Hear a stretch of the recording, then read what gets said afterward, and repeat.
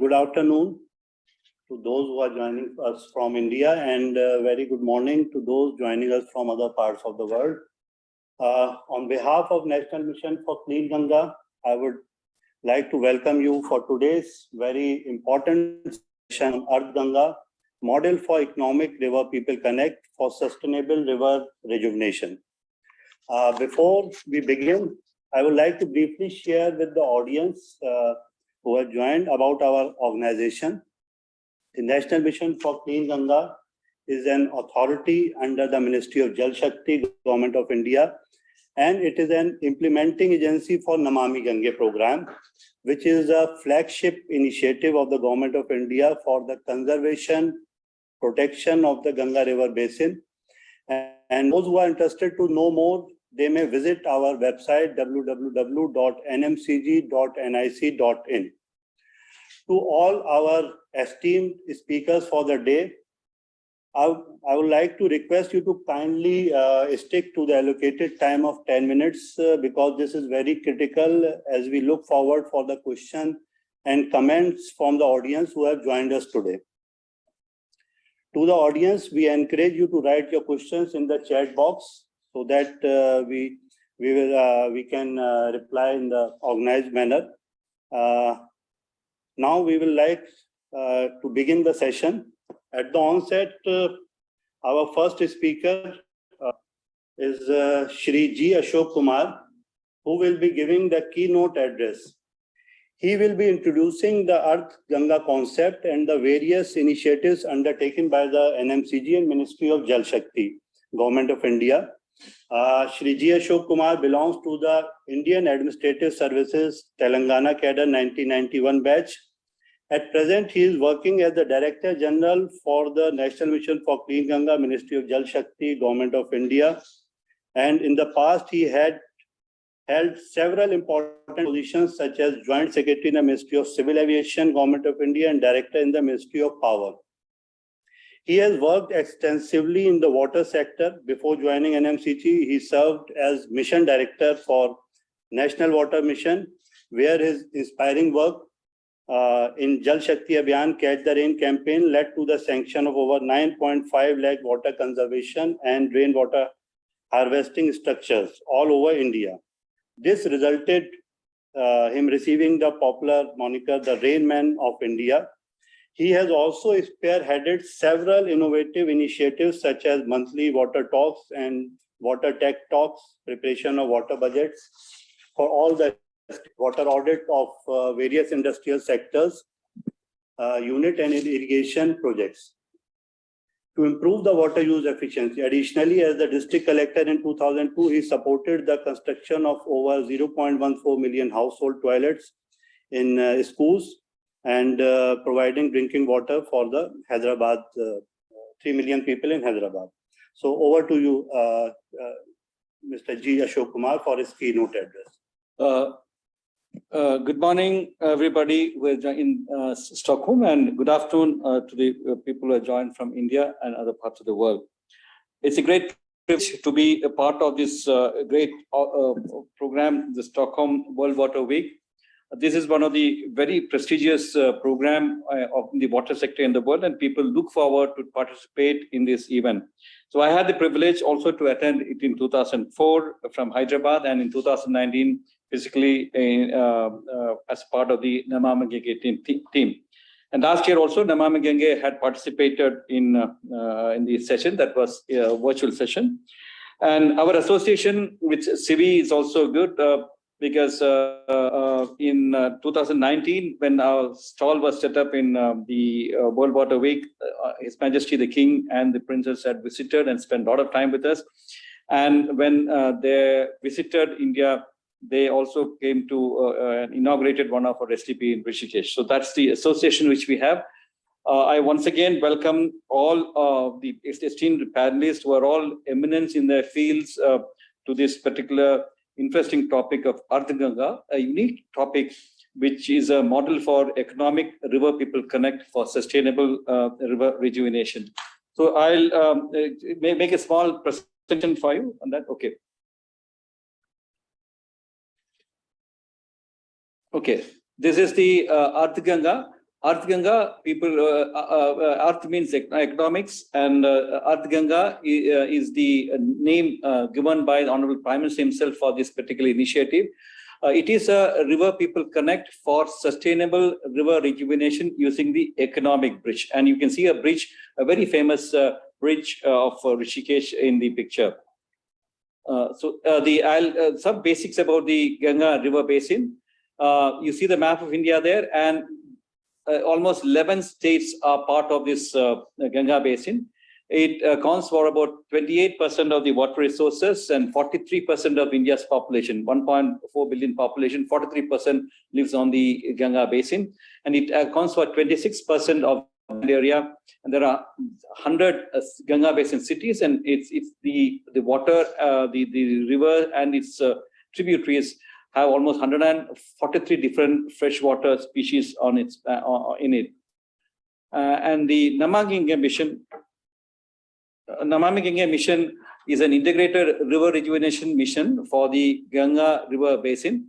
It's with a holistic approach, works on pollution abatement, improving ecology and biodiversity and flow, and strengthening the river people connect. This is what the objective of the National Ganga Mission, and it is one of the largest and the acknowledged river rejuvenation program in the world. So this is a snapshot of what Namami-Gange is all about. It is ushering a paradigm shift in the river basin management. And you see this, there's an Avaral Ganga part, which means there's the ecology and continuous flow in the river. There is Nirmal Ganga on the left side. This is the Nirmal means pure, that's unpolluted river water flow. And Jan Ganga, which is the means the river people's participation, and Gyan Ganga, the research and policy knowledge management. And one which we have told about Arth Ganga is actually to connect river and people by boosting economy and livelihood. The various approaches which we use in this river basin management is the long-term O&M included in the project cost to ensure this sustainability. We have introduced a concept of hybrid annuity mode, where the money or payment is linked to the quality of the water output coming from the STPs. We have taken up a lot of afforestation, biodiversity and ecology work, and community involvement is a must for most of all the works, in fact. And we have taken up a lot of biodiversity conservation activities through the involvement of community. All our projects are planned using extensive analysis of various data. It's a data-driven planning and policy formulation involved. In the last 2 years, we have also got involved in the river-centric city planning, because as I mentioned, there are 100 cities on the banks of this river, and these cities were one of the main reasons for pushing their untreated effluent into the river and causing maximum damage or the pollution in the river. So we have extensively worked on the urban river planning also, and river sensitive planning of the urban areas. And we have formed a River City Alliance in about 30 cities all over the country.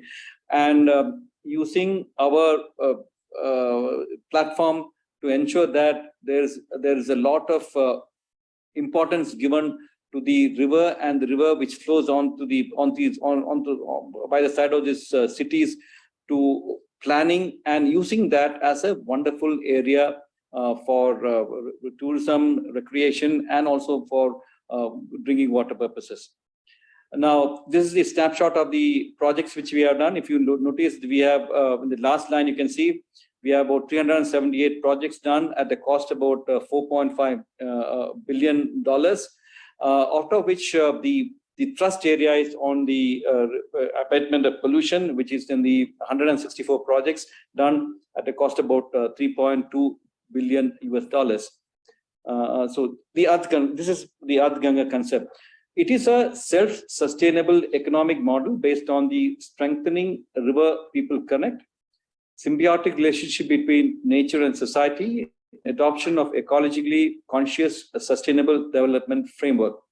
So the idea behind this is to have a multi-sectoral intervention through synergies of various departments of the government, because there are multiple departments working in the area there, and each pursuing their own targets and objectives. So we try to synergize all the workings of these departments to have an economic total upliftment of the people on the banks of river. Convergence of schemes is to ensure that there is a 1 plus 1 adds up to more than 1, a pooling of resources, and the adoption of decentralized governance practices to ensure people participation. It strives to contribute at least 3% of GDP from the basin itself. That's a huge task, but that's the scope of the Arth Ganga concept, which the Honorable Prime Minister had given us in 2019, addressing the National Ganga Council meet at Kanpur. So this is the logo of Arth Ganga.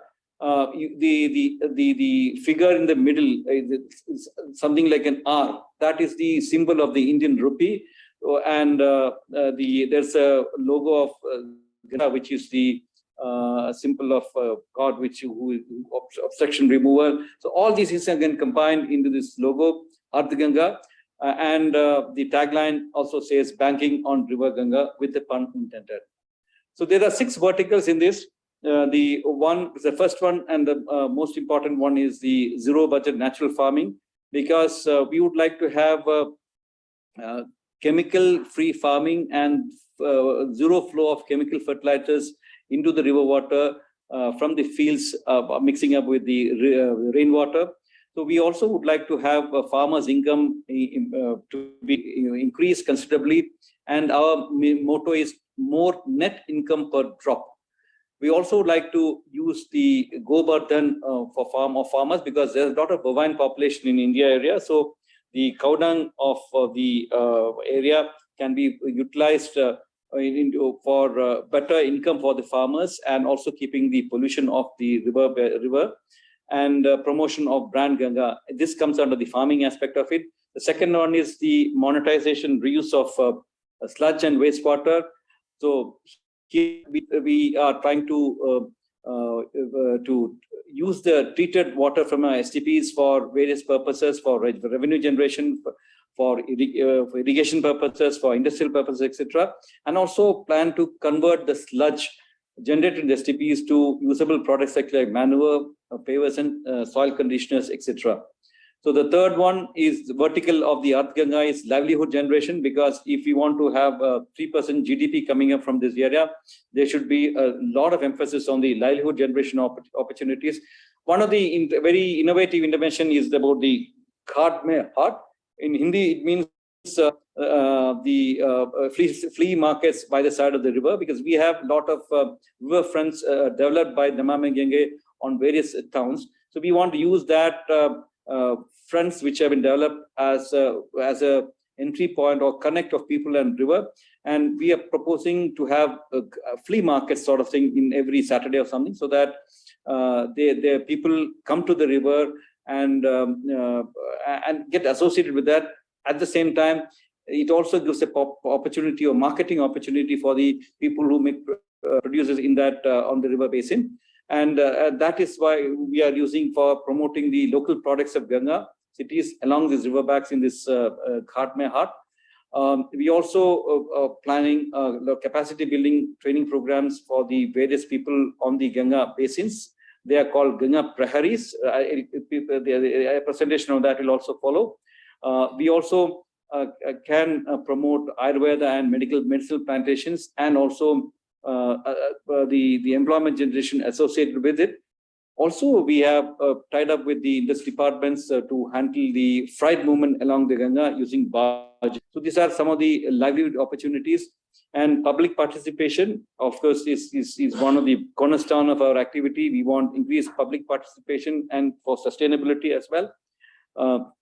We have started something called as monthly mandated meetings of the district Ganga committees to ensure that the participation or planning goes up from bottom up, and increase synergies, as I mentioned, with various programs of the government.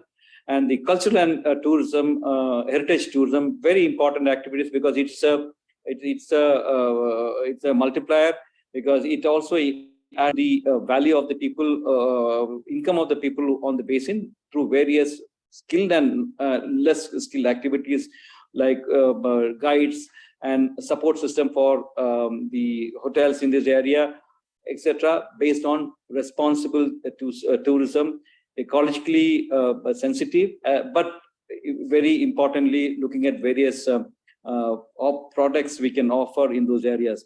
The artis, that's the very traditional oblation, the puja of to the river goddess is Arti. So we also plan to have this Ganga Artis every time on the Ganga Basin. And the last one is institution building. That is basically a lot of capacity building of the urban local bodies which are on the banks of the river, and also the local bodies of the rural setup in that area. So I'll come. Why natural? I'll come to the various pillars in a very quick way, because their detailed presentation will be made by experts on this matter. The zero budget natural farming. Why natural farming? Because it increases the net income of farmers due to cost reduction, reduced risk, and similar from the similar yields, incomes from intercropping, etc. It eliminates synthetic chemical runoff, facilitating better water quality and river health, ensures better soil biology, improved agro biodiversity, etc., and prevents unnecessary loss of water. And there's a lot of water saving possible. The expert, Mr. Vijay Kumar, sir, will talk about in detail on that. And these are some of the tasks we have done. We have tied up with various agencies and ministries who are doing this. Activists in the field who are taking up zero budget natural farming has been contacted, and they have been brought on board. We also signed an MOU with the Ministry of Cooperation to set up farmer-based organizations for training the farmers, as well as improving their capacities, as well as for marketing of their products. We are also looking at market branding the products in one brand and sell it as a brand across the country at the Namami-Gange banner. We have signed MOU with the Ganga Sahakar Bharati for setting up these FBs in all the 52 districts on the main stem basin. This is the second important pillar, monetization of reuse of sludge and on treated wastewater. So if you look at it, we have come out with a national framework for water reuse. We have a center of excellence to study various applications and technologies can be used for treated water. We have a lot of international collaborations with countries like Netherlands, Denmark, Japan, Norway, Israel, etc., to promote a circular water economy through technology, policy, and water quality issues. We have signed a MOU with the Ministry of Power to ensure that they take this water from the treated STPs for their power, thermal power plants. We have MOU with the Ministry of Railway for using this treated water for their purposes, non-potable purposes, washing of their coaches, etc. We are also tied up with the Ministry of Agriculture for using this treated water as a substitute for irrigation water, which they are presently drawing fresh potable water from the rivers. So that can ensure us good flow of water in the rivers. And we also started with the IOCL, that's the Indian Oil Corporation Limited, to use our water for their industrial purposes. We also tied up with the Baba Atomic Research Center for using innovative technologies for the use of treated water. The livelihood opportunities, again, a percentage will be made on this. These are the various Jalaj programs which we have started on August 16. This is year we are celebrating the 75th year of independence of India. So we are planning to start 75 Jalaj Kendras in various parts of the country. This would be improving the skills of the people on the banks of the river, and also selling the products of the on the banks made on the banks of the rivers. And also we have taken up fisheries as a big way, where we have put back about 4.4 million fingerlings to the water, for that the fish population in the river can be improved and can increase the income of the people there. The cultural heritage, again, expert, the DG Tourism, or Special Secretary to Government of India, will be speaking on that. We are linking up with that. We have tied up with the INTAC to inventorize the natural and intangible cultural heritage and architectural heritage on the banks of the river. This river, being a very, very special river, has a lot of heritage on the banks of the river that we are using that as to attract the people. We are working out. We have used a portal also launched, I Am Avatar, to facilitate religious, cultural heritage, adventure and health tourism on the banks of rivers. These are all very innovative innovations which we have taken up for these things. Ganga priorities have been trained. Again, the concerned person who had been handling this would be speaking on that in detailed subjects. We are also using boat launch pads to on the river banks to create to promote river cruise and barge movement to the river, and strengthening people connect through participation. We are, as I said, started the district Ganga committee meeting. These are meetings held at the district level every month. We started in August, April onwards. It's called a district forum meeting, monthly mandated, monitored, minuted meeting.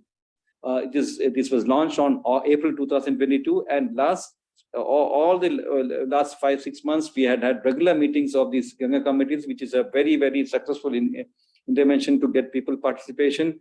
We have also created a lot of awareness against program, and on June 21st, the World International Yoga Day, we had yoga on the Ghats of river. Almost 1 million people participated in these on the gangs. First time we could get a lot of people connect to the river. So our idea is to get people to the river banks, either for as economic purposes or for health reasons like yoga, etc. Then use that as to make them aware of the various activities in the Ganga Basin, and also to ensure their participation in this thing. Institution building, as I said, we have also trained a lot of programs. Training programs have been organized. River basin management cycle programs have been taken up with various international agencies, and like GIZ and World Bank has been helping us in a lot of initiatives for institutional strengthening. Thank you. This is the brief on the Namami-Gange and the concept of Arth Ganga, and the experts who are speaking after me would be talking on the different aspects of the pillars which of the Arth Ganga. Thanks a lot for patient hearing, and hope that you have enjoyed this session. Thank you. Thank you very much, G. Ashok sir, for giving an overview of the Arth Ganga as well as the areas in which National Mission for Clean Ganga is doing interventions in partnership and collaboration with other ministries, departments, and institutions. Now, next in this session, we have our next speaker, Shri Vijay Kumar Thallam sir, who will be focusing on first sustainable agriculture and natural farming.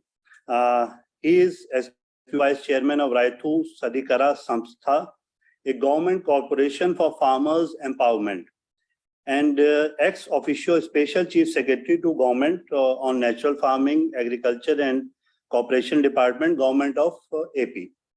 He is a 1983 IAS officer from AP cadre, and in his last 39 years of government service, he has spent about 27 years in large-scale community mobilization and promotion of livelihoods of rural women, tribal communities, and farmers.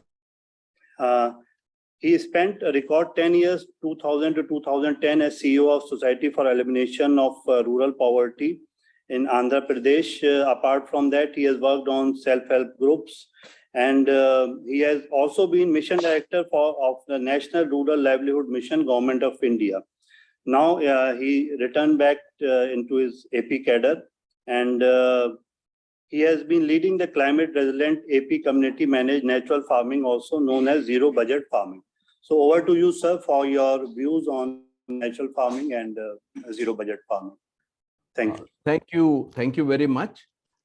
Thank you for the opportunity to participate in this very prestigious workshop.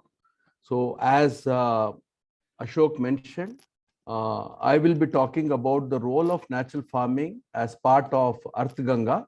I'll be drawing lessons from the work done in Andhra Pradesh, a state in the southern part of India.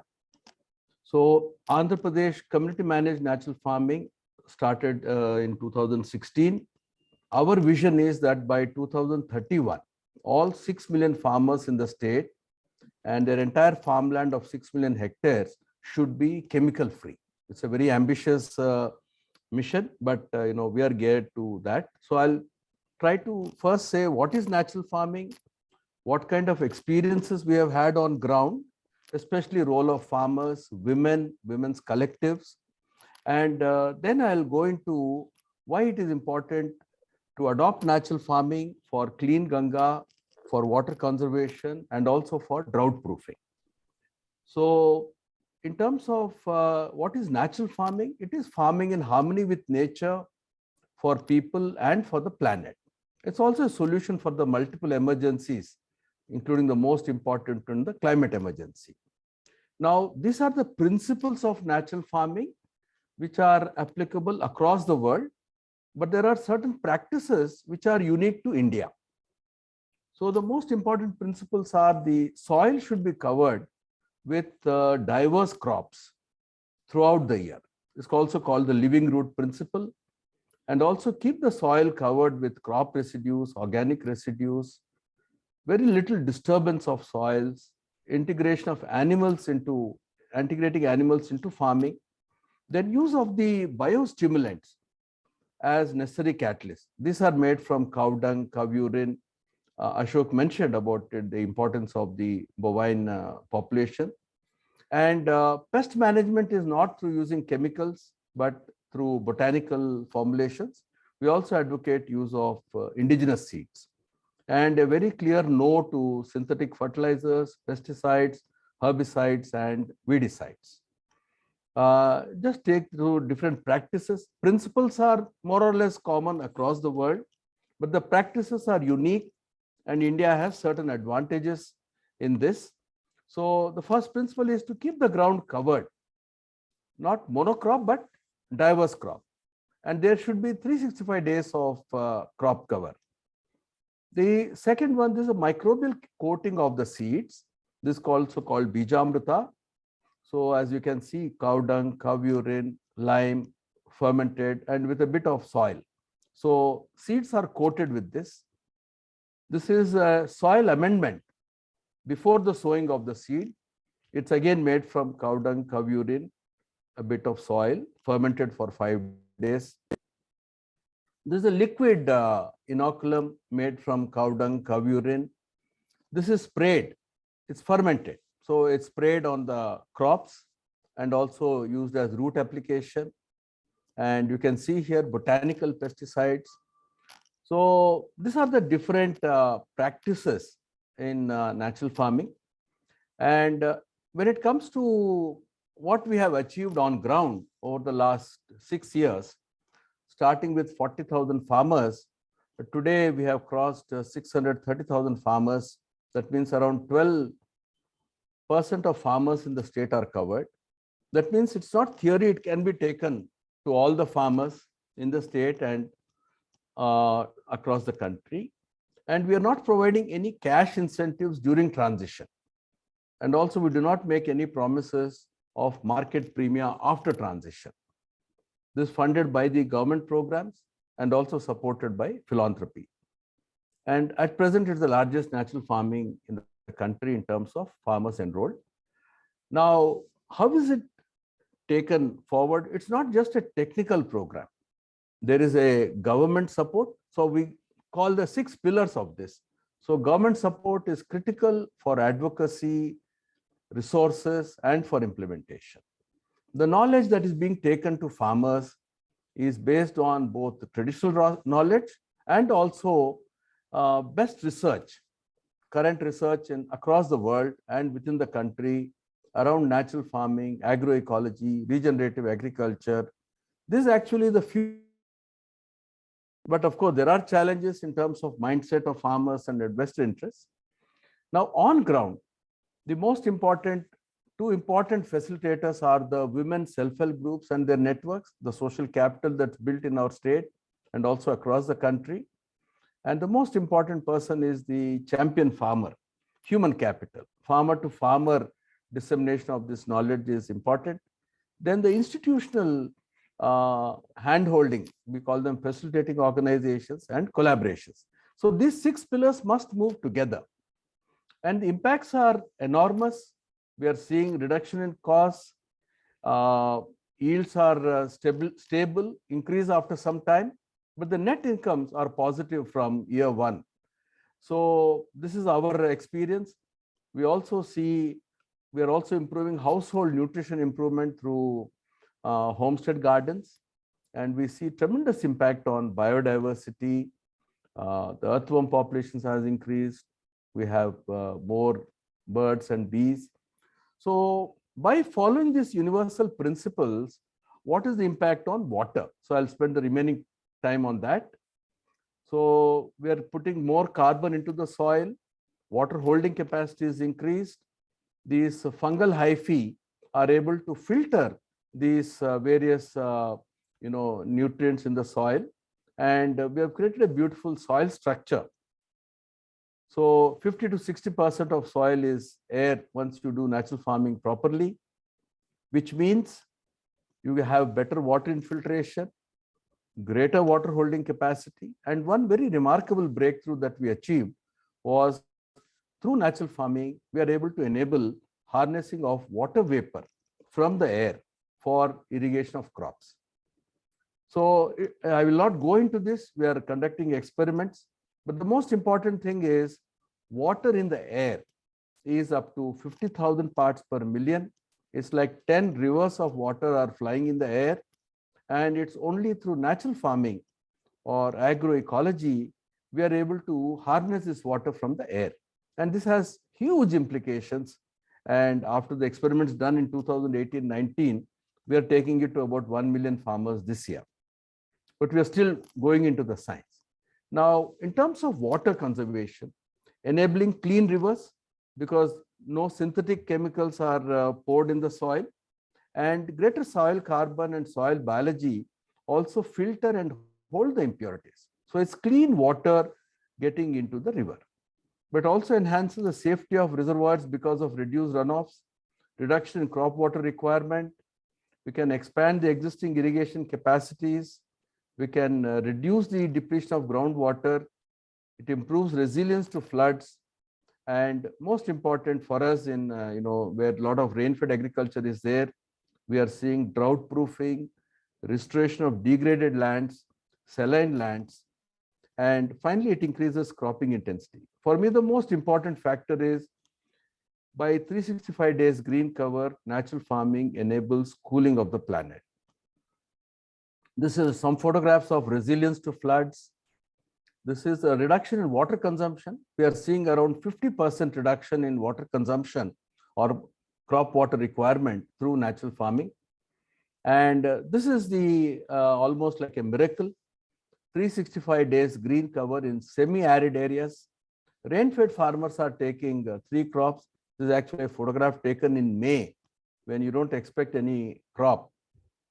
And this is the same farmers fields in February. Again, no crops are expected there. So her income, she gets money throughout the year, and her income is about 6 times what her neighboring farmers would have got. So I'll conclude here just to say that natural farming is critical for multiple reasons, but in the context of Arth Ganga, it helps us to keep the river clean and also enhances the livelihoods of the people dependent on the river. So yeah, I hope I'm within the 10 minutes limit. Thank you very much.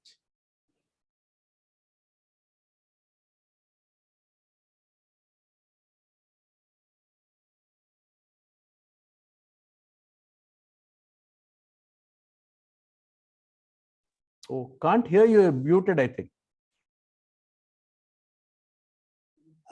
Sir, can you hear me right now? Yes. Yeah. Thank you very much, sir, for the overview of the interventions which are being taken up in the Andhra Pradesh and other key partners who are enabling this interventions a successful thing. Now, in this session, our next speaker is Sri G. Kamlavardhan Rao, sir, who shall be sharing his insights on tourism opportunities in Ganga Basin.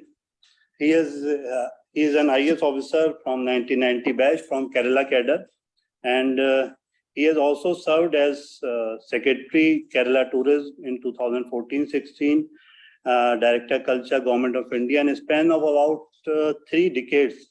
Sir has served in diverse positions, including Chairman of Tobacco Board, Joint Secretaries, Industries, and other organizations.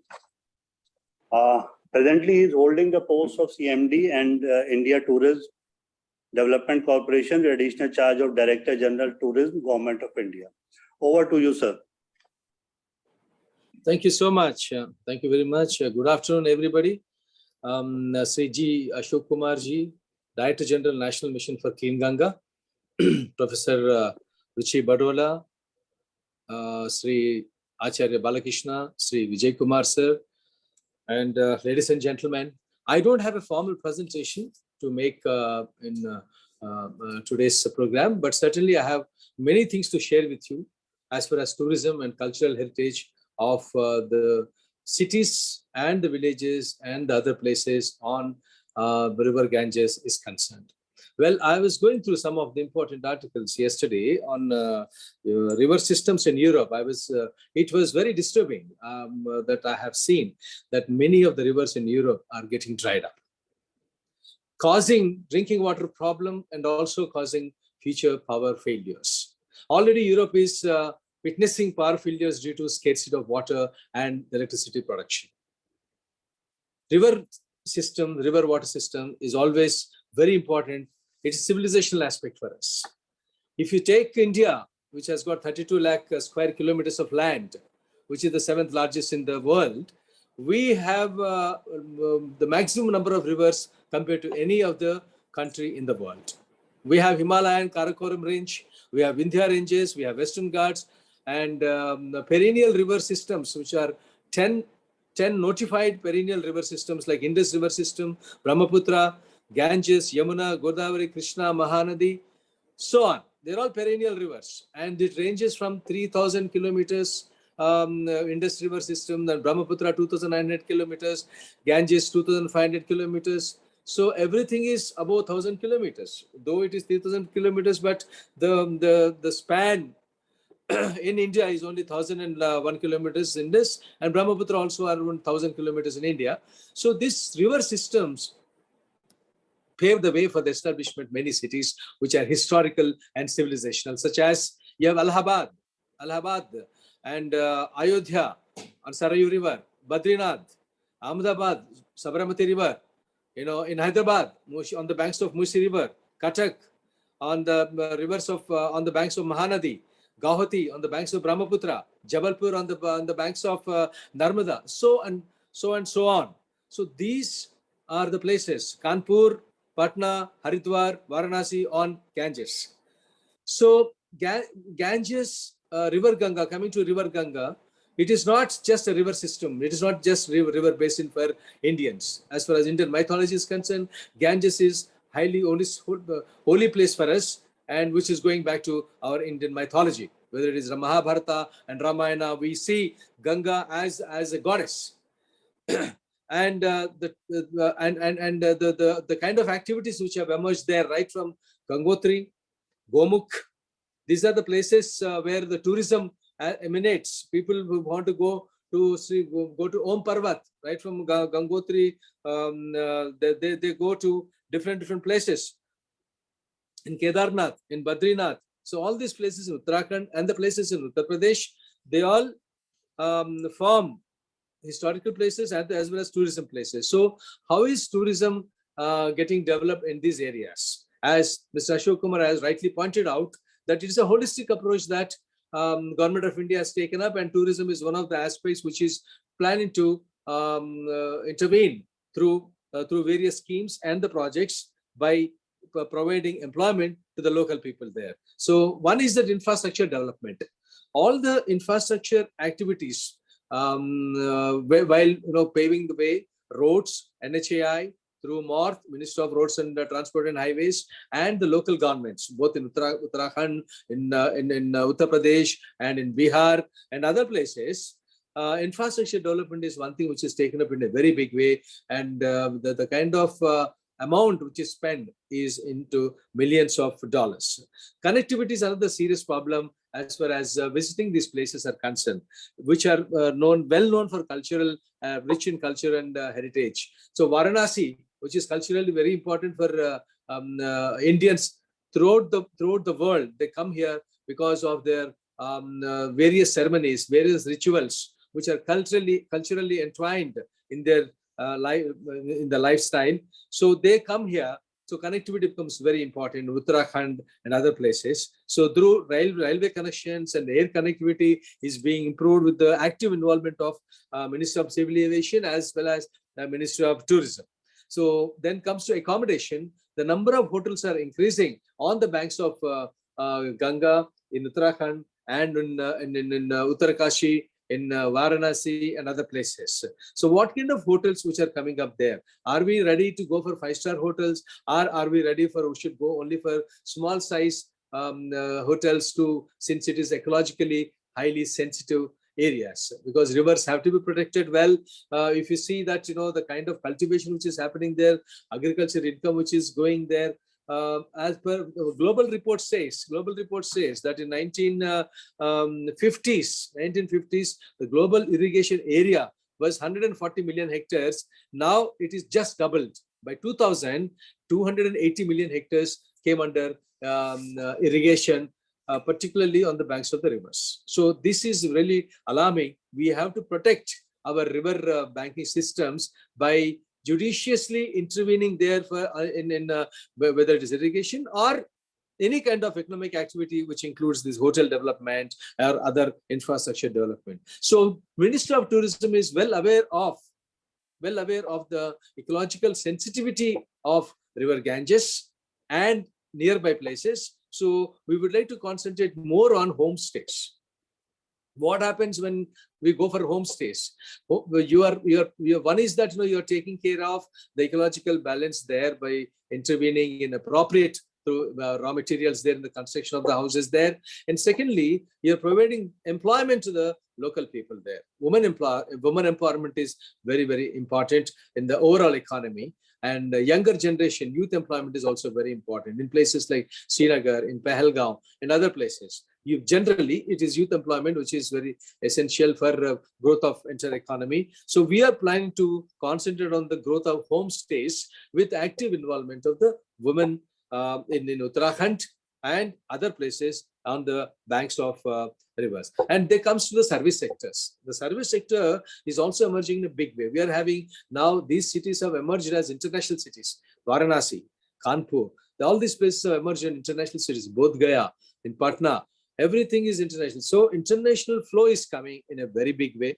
So particularly in Ayurveda wellness, last year, 2019, we have received more than 600,000 people, foreigners, only for Ayurveda, for wellness centers, and mostly in Uttarakhand and on the river Ganges. We would like to establish Ayurveda clinics there in a big way by providing skill development to the local communities there. So this is one area, Ayurveda wellness and other medical treatments are very essential in Uttarakhand region, which we are promoting in the name of rural tourism. Rural tourism, we have Ministry of Tourism has come out with a roadmap, and various strategies are enunciated in this roadmap, and we have shared this with all the state governments, particularly with Uttarakhand, Uttar Pradesh, and Bihar.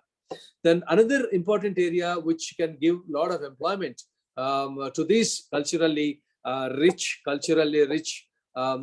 cities is the local souvenirs, the textiles.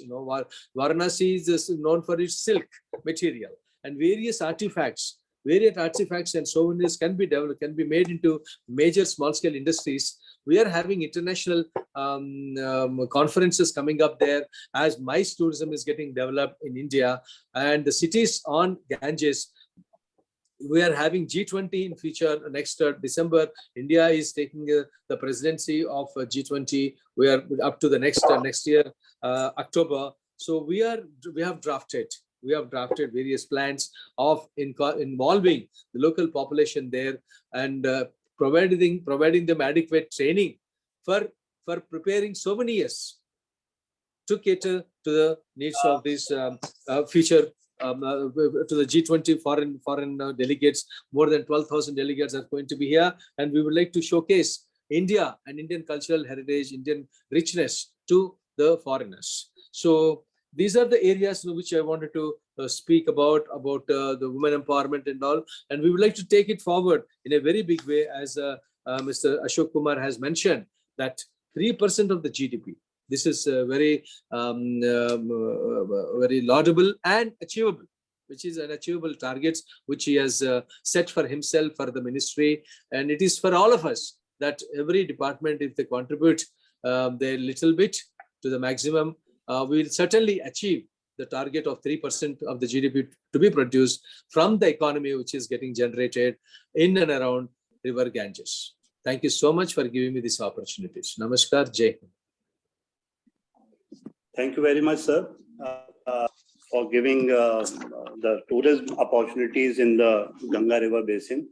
As we all know that there are number of cities, historical, archaeological point of view, there are many cities and the avenues which are being developed jointly in association with Namami-Gange and Ministry of Tourism for promoting these centers. And also there is one important component, as you rightly pointed out, of Ayurveda wellness.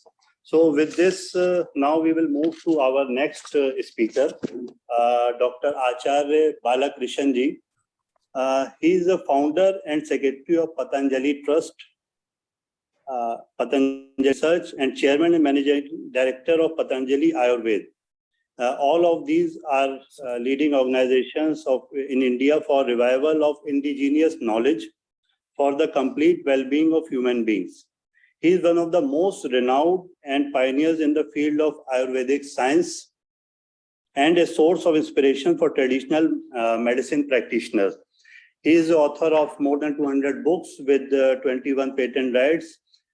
He's also worked on opening a number of universities and institutions for universalizing the education.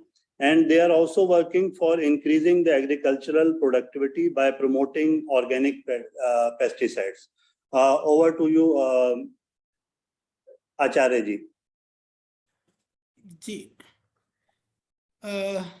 आप सबको मेरा प्रणाम, नमस्कार, आदरणीय DG साहब और जितने भी जो एक्सपर्ट्स हैं, आप सबको मेरी आवाज आ रही है? आ रहे, बढ़िया, बताइए।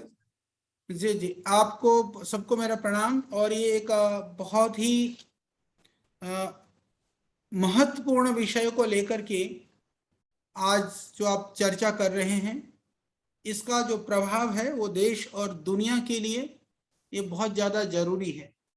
जहाँ तक भारतवर्ष की यदि हम बात करें, पतंजलि को तो आप इस रूप में जानते हैं कि पतंजलि एक प्रयास कर रहा है किस तरह से हम ऑर्गेनिक फार्मिंग की बात करें, नेचुरल फार्मिंग की बात करें, या जो नेचुरल वेस्टेज है, जितना भी जो कंपोस्ट है, स्लज है, उसको हम कैसे रीयूज कर सकते हैं, उसके लिए, जिसके द्वारा, क्योंकि जो प्रकृति के द्वारा जो भी दिया जाता है, पैदा होता है, उसको यदि हम।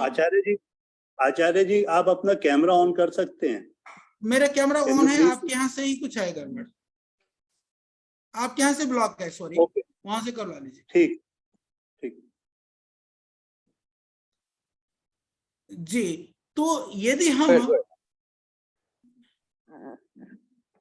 चलिए सर जी, तो जो नेचर ने हमें दिया है उसको हम यूज करने के बाद में उसको पुनः कैसे रीयूज हम लोग कर सकते हैं, यह एक बहुत महत्वपूर्ण विषय है। और इसके लिए दुनिया में अलग अलग कंट्री में अलग अलग चीजों को अलग अलग तरह से लोग प्रयोग भी कर रहे हैं। तो प्रयोग कर रहे हैं, तो इसमें भारत में अभी बहुत ज्यादा प्रयोग करने की आवश्यकता है।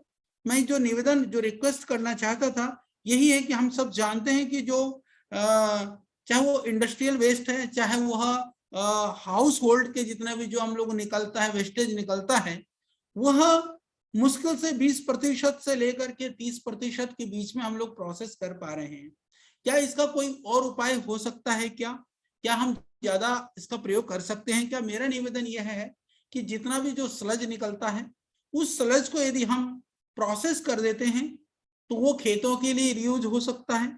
इसीलिए जितना भी स्लज निकल रहा है, जितना भी वेस्टेज निकल रहा है, पहले प्रोसेस करना, ट्रीट करने के बाद उसको रीयूज करना, इसी तरह से वाटर को ट्रीट करना, ट्रीट करने के बाद रीयूज करना। आज आप देखते हैं कि हमारे देश के अंदर पानी का लेवल नीचे जा रहा है, डे टू डे नीचे जा रहा है।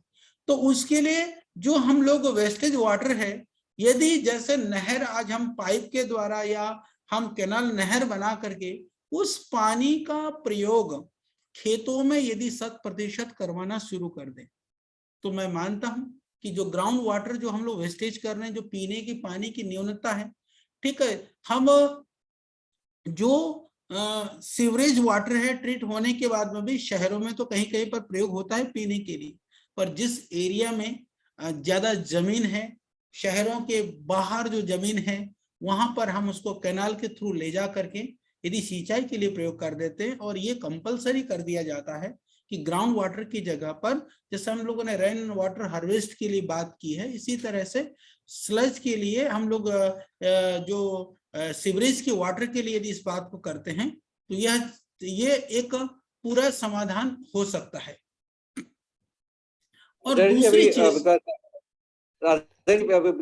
हमारे बहुत सारे पार्टिसिपेंट्स फॉरेनर्स भी है, तो इंग्लिश मैं निवेदन कर दूंगा इसके विषय में। यही दो बात मैं कहना चाह रहा था। डॉक्टर वेद प्रिया जी इसके विषय में डिटेल में आपको बताएंगे। मैं डॉक्टर वेद प्रिया जी के लिए मैं दे रहा हूँ, वो बात करेंगे। धन्यवाद। धन्यवाद आपने जॉइन किया।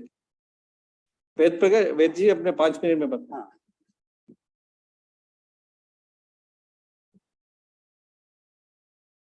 Good afternoon, ladies and gentlemen. It is our immense pleasure to join this important program under World Water Week and session on Arth Ganga. First of all, I would like to introduce PRI, Patanjali Organic Research Institute and Patanjali Research Institute, where lots of research on agriculture, herbal sector, biodiversity conservation, and human diseases management and water conservation is going on. Arth Ganga is an extraordinary self-sustainable model for strengthening people-river connect and economic development. I would like to emphasize on 3 basic verticals for water conservation. First is the sludge management, second is the organic farming, and the third one is the afforestation drive. Are you seeing my presentation? Yes. Go ahead. You can see it. Yeah. So for global water challenge, it has been found that at present 36 countries are water stressed. When we are talking about the WHO 2021 country estimates, it has been found that household water waste safety standards, there are only 21% are met by the India as compared to the other countries, for example, UK and US 91 and 99%, etc. This is the country estimates reports of WHO.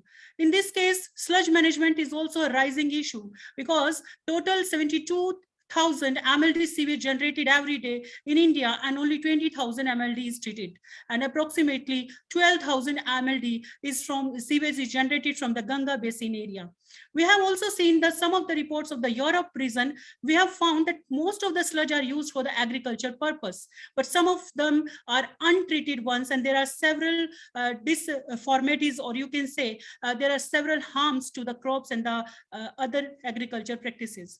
So coming to the sludge management, that what we have done in the Ganga Basin sludge management and organic farming products by biofortification, it has been found we have collected some of the sewage samples or sludge samples from the Haridwar region, and we have processed in our anaerobic paste approach for the Ganga sludge treatment with the biodigester, and it has been found that these which was used raw or untreated by the agriculture farmers, if it is biofortified or it is converted into the some of the useful products like the Javik Prom, Javik Khat, and Javik Poshak, it has been found that organic fertilization and agriculture productivity is enhanced. I am sharing some of the information regarding the Javik Khat, Javik Prom, and Javik Poshak. These are the products which are developed by the Ganga sludge.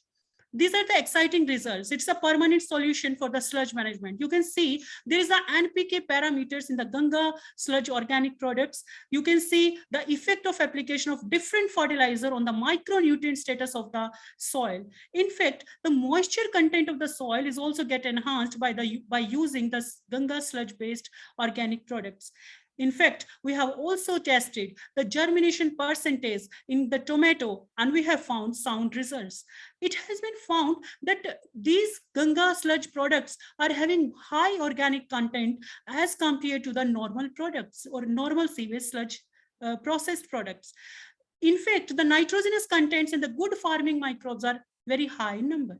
We have also tested and trialed the geo-referenced and geotagged the digital cadastral map in that region, and we have found exciting results. You can see by geo-referencing and geotagging, we can enumerate the region or the organic farming approach, which is also approach for the Arth Ganga mission. In organic farming approach, we have tested Bekampur and Rampur, and these regions we have trained the farmers for the organic farming practices, and we have found sound results. The farmers are moving towards the natural farming and the organic farming by using the sludge-based products. Again, last point is the last vertical in this session is the afforestation. Afforestation is very important, and we can save the water as well as Ganga as well as any of the river at the global level by the afforestation. You can see by this satellite imagery we have acquired, that is from some of the you can say sentinel tools, and we have found that we can map the forest area. This forest area are Ganga, this is the Ganga flow along the Haridwar, and this is the NDVI classification along the Ganga. This is very important. We can enumerate what is the vegetation, what is the forest, what is the flooding percentage, what is the water surface, etc. So these three things, I can say that the wastewater treatment, sludge management, afforestation drives, and that totally leads to the organic or the natural farming. This is the permanent solution for the global wastewater and sludge management, and it is a complete solution for the 6th sustainable goal for the clean water and sanitation, not only in India, but at the global level. Thank you so much. Thank you very much, Ved Priya ji and Acharya Balkrishan ji for the work which Patanjali is doing at the ground level, and for the sludge management. That work is being also going to be spread out in other areas. Now, in this session, our final speaker is of the day is Dr. Ruchi Badola, and she will be focusing on People River Connect. She is Scientist G and Registrar from Wildlife Institute of India, which is a key partner of National Mission for Clean Ganga. She is having 33 years of experience as a strategist with experience in leadership positions. Her expertise are in the areas of biodiversity conservation, stakeholder management, multi-sectoral agencies for delivering conservation outcomes, and she's having experience also in integrated natural resource management and community-led conservation programs. So over to you, Dr. Badola, for your views on this particular session. Thank you. Thank you very much, Najib ji. So I will be discussing this initiative that has been taken up in partnership with the Wildlife Institute of India and the National Mission for Clean Ganga. At the center of this whole initiative is the efforts to conserve the integrity and ecological diversity of the Ganga River and its tributaries in the entire basin, including the wetlands in the area. So when we started on this journey to actually conserve the biodiversity, we initiated this whole process with trying to find out what this river, which is flowing from among some varied ecological regions of the country, which flows among one of the most densely populated regions of the world, and which also flows across myriad regions of culture, sociology, economics, and religious beliefs. What kind of biodiversity and what level of biodiversity it is still able to contain and maintain. And very interestingly, we found that in the mainstem Ganga River itself, about 50% of the area was still rich in biodiversity and was holding and providing breeding ground to several species of mammals such as the Gangetic dolphin, 3 species of river otters, the crocodiles, reptiles such as crocodiles, the gharial, which is only endemic to the Gangetic River Basin, as well as several species of turtles, migratory and resident birds. But we also realize that this diversity cannot be conserved here without the participation of the local communities. And while community participation in biodiversity conservation is a topic that has been debated over the decades at all circles, at all levels in national, international forums, we are yet to see very concrete examples of this community participation that have been institutionalized at the country level, at the state level, where it has been sustainable. And therefore, to ensure its sustainability, an institution of Ganga Praharis, the guardians of the Ganga, has been created, who are the trained and motivated volunteers from along the rivers with an objective of restoring the Nirmal Dhara, means the ecological integrity and the continuity of the river flow. And today we have a trained cadre of over 3,200 Ganga Praharis in 99 districts in the Ganga Basin. More than 50% are women. And the Ganga Praharis, over a period of 5 years, we have been working with them through their skill development, linking them with various local administration, parallel bodies, skill enhancement, various departments. So it has become a well-established cadre with the whole support of the National Mission for Clean Ganga. And then we realized that if we really want to realize the dream of Arth Ganga and also to sustain the conservation efforts for these rivers, we will really need to ensure that the costs of conservation do not exceed the perceived benefits from this conservation that the local people accrue. And for this, the whole Jalaj initiative was taken up by the Wildlife Institute of India and the National Mission for Clean Ganga. And this Jalaj initiative is to establish a relationship between the river and people. And these Jalaj, it's a model for livelihood diversification through promotion of local products and also to ensure social integrity, particularly inclusiveness, particularly that of women. And the central theme is the conservation of the natural resource base, while at the same time promoting economic development of the local communities, as well as promoting local culture, local skills, and women's participation. The Jalaj word comes from the lotus flower, which actually grows in water in all range of, in its entire ecological range in this country, and can also thrive in not very favorable conditions. And of course, Jalaj, the lotus flower is also the seat of goddess of prosperity in Hindu mythology. So the Jalaj, the people who are doing this Jalaj, who are engaged in the Jalaj, the local communities, they have been trained in various aspects. And the whole theme of Jalaj relies around awareness, skill enhancement, ecotourism, sustainable farming practices, convergence of the various programs of the government at the grassroots levels. And the whole outcome that we envisage for this is better conservation of natural resources, resilient communities, that is the model of circular economy, so that they are not dependent on a lot on outside support, particularly in times of disasters and pandemics such as the recent one. Enhanced incomes, the vision is to ensure that 3% of the income from GDP comes from this area, and of course, ultimately leading to replicable and upscalable models of conservation and development. 75 sites across the Ganga Basin have been identified, and each site is unique in terms of the model of Jalaj that will be taken up.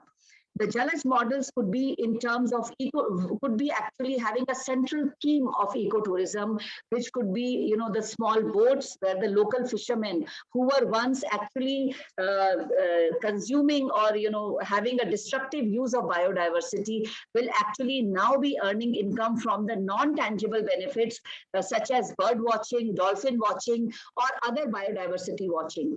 Awareness centers. Now we have a program with the children, which is known as Bal Ganga Prairie program.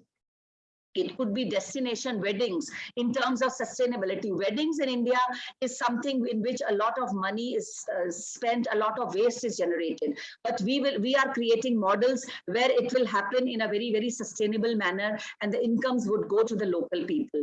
Dolphin safaris, handicrafts, health and wellness sites like yoga, Ayurveda center, heritage watermills, that is the conventional models of energy which are being used, low cost energies, homestays, production and sale points, in terms of promotion of natural farming, promoting the local crops, the millets, and actually value adding to them so that the local people's incomes are enhanced, and people who had actually discarded the cultivation of these crops, which actually do not require a lot of water, they do not require a lot of inputs in terms of chemical fertilizers, etc., would actually be promoted because the incomes would be much more.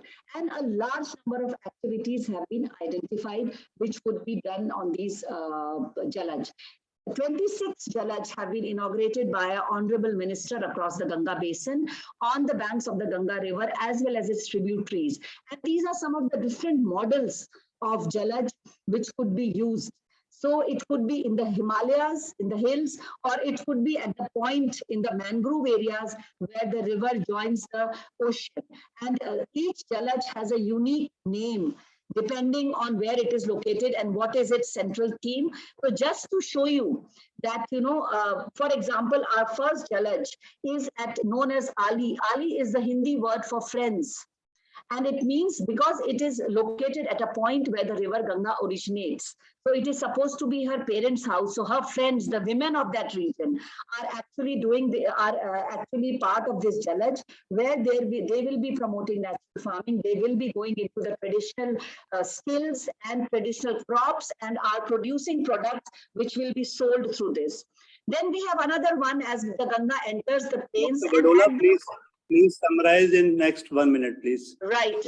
Fine. I have just one more slide to show. So, for example, we have the Jalaj Viharini, which means that the point at which the Gangetic dolphins are found in the Ganga. And here we are promoting the Gangetic dolphin safaris. And like this, we have one Jalaj Urja, which means energy, which is located at the site of the atomic power station. And like this, we have so many Jalaj. Ultimately, what we look at, what we are seeing, the outcomes is communities are being trained in sustainable livelihood skills. These are the replicable models. Maybe we are developing one Jalaj at one location, but the Jalaj will be able to create a ripple effect so that the communities around it and the organizations around it will be linked. And secondly, it could be a replicable and upscalable model. The local economy is linked with biodiversity conservation goals, resulting in improved and ecological and economic security of the local communities. Stakeholders are aware and sensitized about the biodiversity and river ecosystems. They contribute to conservation and become advocates for sustainable use of natural resources. And ultimately, we are able to contribute to the goals of Arth Ganga and other development programs. It is a form of convergence for all the initiatives of the government of India. So this is a heritage watermill. These are the different models of Jalaj. You can see these, and thank you so much. And I'm open to questions after this. Thank you very much, Dr. Badola. And a very innovative concept of Jalaj is being implemented, which is a model for livelihood promotion all across Ganga in different areas. It is coming up with different form of implementation and different form of livelihood opportunities for the weaker sections, for the women, and for the people living around the river. We are now going into the last section of our session, which is we have received questions from our participants. So we will go one by one with the questions. which are specifically directed to the speakers. And then we will end up with the closing remarks from the speakers. So first question is for DG, Director General, NMCG. It is, in addition to treating wastewater, what kind of measures you are undertaking to minimize wastewater at the source? Is the water being priced appropriately? The water pricing is a very sensitive issue, and it is a very political decision, a very sensitive issue. So we are working on various aspects of reducing the water usage. Along with the National Water Mission, we are taken up water audits in many of the areas. So the agriculture, as you know, in India, it takes up a large, almost 85 to 89% of the water usage in India. So we have taken various steps to ensure that the water use efficiency in agriculture increase, of course, in coordination with the Agriculture Department. And this program of natural farming, as Dr. Vijay Kumar sir was telling, probably would to reduce the abstraction of water for irrigation from the river, or the usage of improve the water use efficiency in agriculture. We are planning and talks with various state governments to start using the treated water for irrigation, which in turn also would reduce the abstraction of water from the rivers, and in turn ensure that good water flows in the river, which is presently being used, tapped and diverted for irrigation purposes. So other thing is also that we are also taking up with the other wings of the ministry for improving the water conservation activities, studying the better improvement practices in industrial sector, so that the water usage in the industry also can be reduced to a large extent.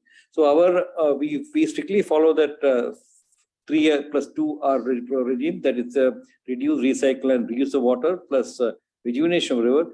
And the most important, the respect of water. We are working with various university students, with our stakeholders like Ganga Prairies and Ganga Vichar Manch people, members, to improve the respect of water, so that people start conserving the water and see that the water is not polluted. Thank you.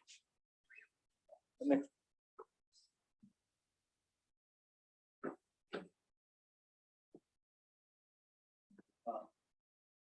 Thank you very much, sir. Next question we have for DG Tourism. Sir, are you there?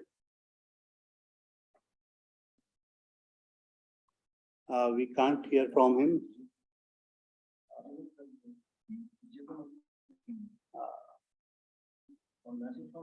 No, sir, it's on. Next question we have again for DG NMCG, sir. What role will the upcoming Center of Excellence on Smart Water Resources Management India-Denmark collaboration have in Clean Ganga initiative? Oh, this is a work in progress. We are in discussion with the various officials of the Denmark ministry.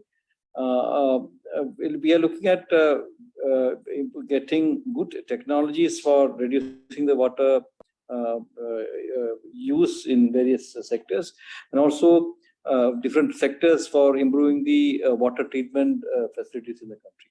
It is going on. The process is on. Thank you, sir. Another question we have from Thallam, sir.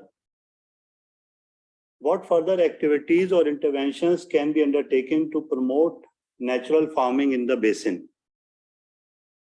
Yeah, I think Ministry of Water Resources has already initiated a number of steps.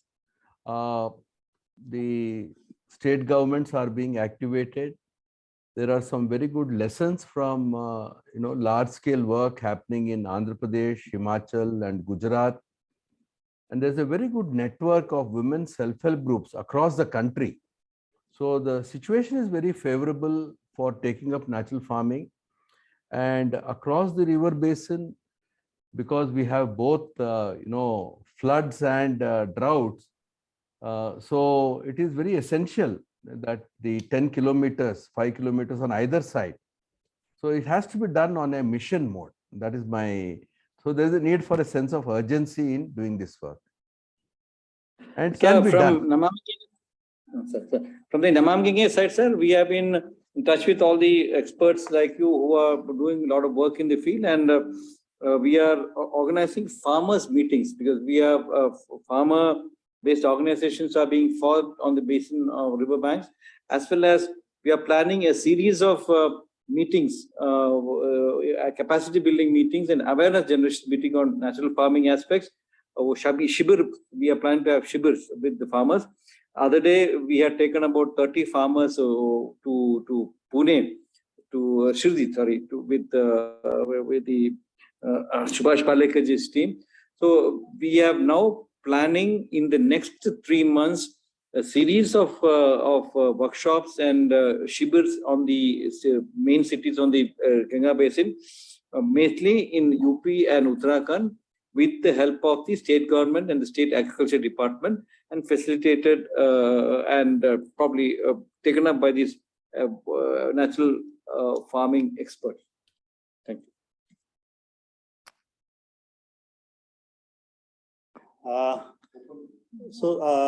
From other participants who have joined in this session, if they have any question, they can raise it. They can ask from the experts. We only have a few minutes left.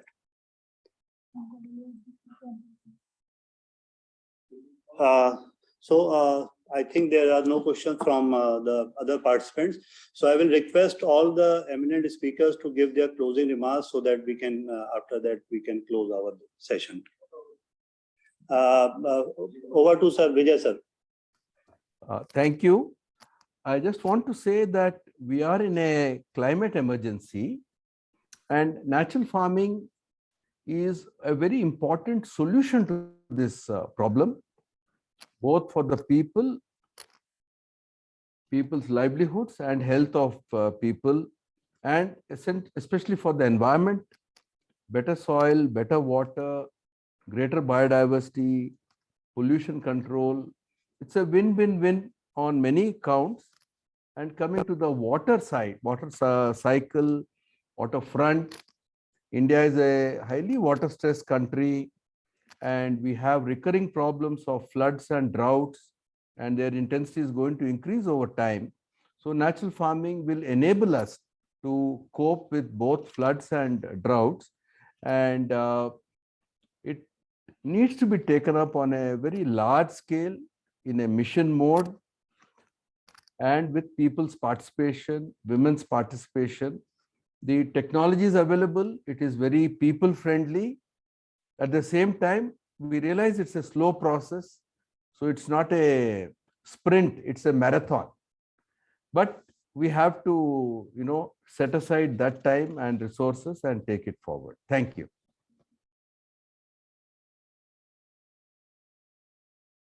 All the participants for this wonderful session, sir. So Namami-Gange, which is been tasked to spearhead this Arth Ganga mission and then experiment the success in the Ganga River Basin, is in touch with all the practitioners and the people who opponents of these 6 pillars, particularly the natural farming, as Vijay Kumar sir was mentioning. We are very keen on promoting in a big way. With the help of the people who have so far doing in various parts, large mobilization of farmers are being done. We also tied up with agencies for marketing, as well as setting up of this farmers-based organizations to mobilize farmers to do the net. This would be a major boon for us, because that will also prevent the flow of chemical fertilizers into the river, as well as reduce the water usage and rejuvenate the small streams which are flowing into the river. The tourism and livelihood are very essential to opportunities, and great opportunities for improving the economy of the people and livelihood of the people. So we are